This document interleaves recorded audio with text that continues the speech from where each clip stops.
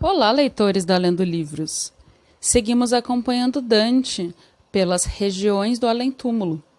Neste momento, avançamos pelo paraíso. A Divina Comédia de Dante Alighieri, Paraíso, canto 18.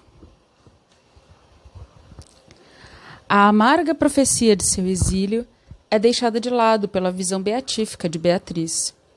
Retoma então o diálogo com a alma de Cássia Guida, que passa a lhe revelar os nomes dos mártires que se reúnem no quinto céu.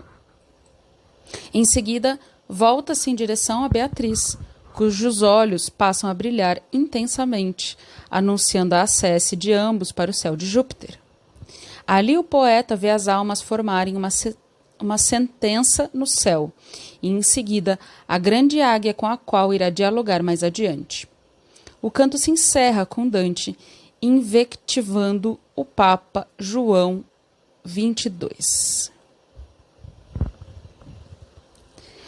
A esta altura, o beato espelho desfrutava das próprias palavras, enquanto eu saboreava as minhas, ora doces, ora amargas.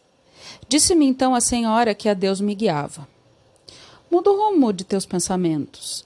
Pensa que estou próxima daquele que alivia todo e qualquer mal. Voltei-me para o ponto de onde vinha aquele som amoroso e reconfortante, e o que vi naqueles olhos santos deixo de descrever, não porque desconfie de minhas palavras, mas porque a mente não pode se voltar sobre si mesma, a não ser que outros a guiem. Posso dizer, no entanto, que ao mirá-la libertei-me de todo desejo, enquanto o prazer eterno irradiava-se nela e refletia-se beatificamente de seus olhos.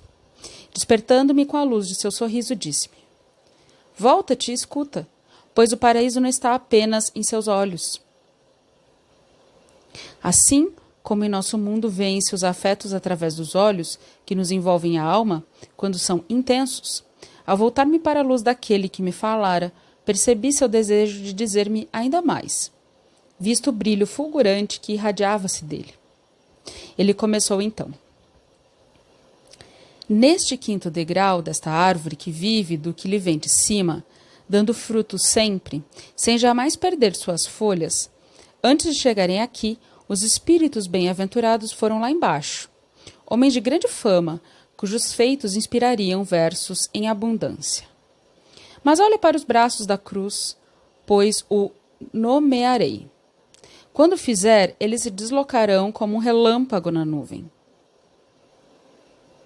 Vi então uma luz deslocar-se da cruz e ouvi o nome de Josué ser falado, sem que o som e a luz viessem antes ou depois um do outro.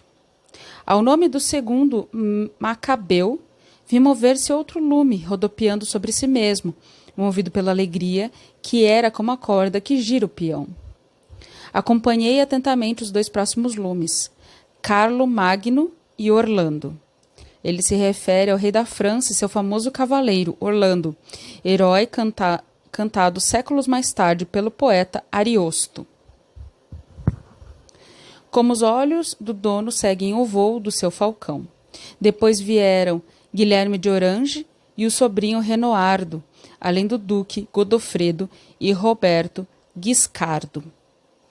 Ele se refere a nomes de nobres que lutaram nas cruzadas. Então, movendo-se e misturando-se às outras almas, o espírito que me falava mostrou-me um artista entre os cantores do céu. Virei-me então para o lado direito para saber de Beatriz o que deveria fazer.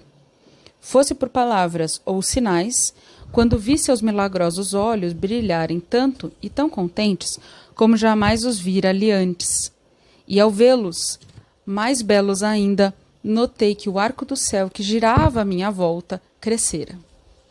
Como alguém que por fazer o bem sente-se melhor e vê-se dia a dia mais virtuoso. Semelhante ao intervalo em que o rosto vermelho de uma dama retoma sua palidez natural, ele se refere que, levado por Beatriz, Dante passa de Marte, o astro vermelho, para Júpiter, o astro considerado como mais branco, como descrevera Dante no banquete. Assim se deu com meus olhos quando vi-me na cândida e tépida sexta estrela, a qual dentro de si me recolhera. Naquela jovial luminária, vi amorosos lumes sinalizarem algo em língua conhecida, como os grus, que depois de saciarem-se nas margens do rio, fazem ora uma roda em torno de si, ora uma fileira, congratulando-se de seu repasto. Assim voejavam aquelas santas e iluminadas criaturas, cantando e desenhando no ar um D, ora um I, ora um L. Primeiro cantando, moviam-se, depois cada uma, tornando-se um desses signos, parava e calava-se. Ó divina Pegásia, que cobre de glória e torna imortais os poetas, que ajudados pelos céus cantam as cidades e os reinos.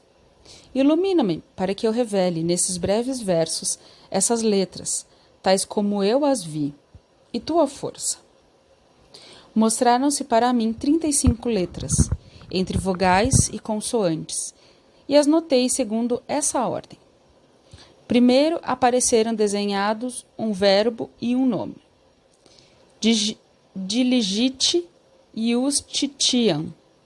E por último, qui judicatis terram. Essas palavras que iniciam o livro da sabedoria de Salomão, que quer dizer, amai a justiça, vós que julgais a terra. Depois, no M da quinta palavra, as luzes pararam, de tal forma que o céu de Júpiter, naquele ponto de prateado, se fez dourado. Também vi pousarem outras luzes no cimo daquele M, e ali parando, cantar, creio, o bem que as move. Como as incontáveis fagulhas que se soltam ao bater numa acha em brasas, nas quais os estúpidos buscam profecias, vi milhares de luzes subindo do alto daquela letra, umas mais, outras menos, de acordo com o sol que as ilumina. Quando cada uma encontrou seu lugar, firmando-se, vi a cabeça e o busto de uma águia representada por aquele ilustre fogo. Quem pinta naquele céu não é guiado por nada nem ninguém. Ao contrário, é ele quem dá as regras e dele vem a virtude, que dá a forma de todos os ninhos. O outro grupo de beatos que antes se enguirlandavam ao M, logo se moveram para compor a nova forma. Ó doce estrela, belas e inúmeras joias me mostraram que a justiça procede do céu, que enfeitas com tuas pedras de luz. Por isso peço a mente da qual vem teu movimento e tua virtude, que olhe em direção de onde vem a fumaça que cobre tuas luzes, e de novo aplique tua justiça contra aqueles que compram e vendem dentro do templo, cujas paredes foram erguidas por martírios e milagres. Ó milícia do céu, que ora contemplo, olha por aqueles que estão na terra, que se desviaram do reto caminho, indo atrás do mau exemplo. Antes se faziam as guerras com armas, hoje são feitas, tirando aqui e ali o pão que o piedoso Pai não nega a ninguém. Mas tu, que só para deletar escreves. Ele se refere ao Papa, muito provavelmente a João 22, que excomungava os fiéis para depois anular os excomunhões em troca de vantagens. Pensa que Pedro e Paulo, os quais morreram pela vinha que arruínas, ele se refere à igreja, ainda estão vivos. Retrucais talvez. Firmo o meu desejo naquele que quis viver só e foi levado ao martírio por causa da dança. Ele se refere a São João Batista, cuja cabeça foi pedida por Salomé, filha de Herodes. Pois não conheço nem o pescador, ele se refere a São Pedro, o pai da igreja, nem Paulo. Fim do canto 18.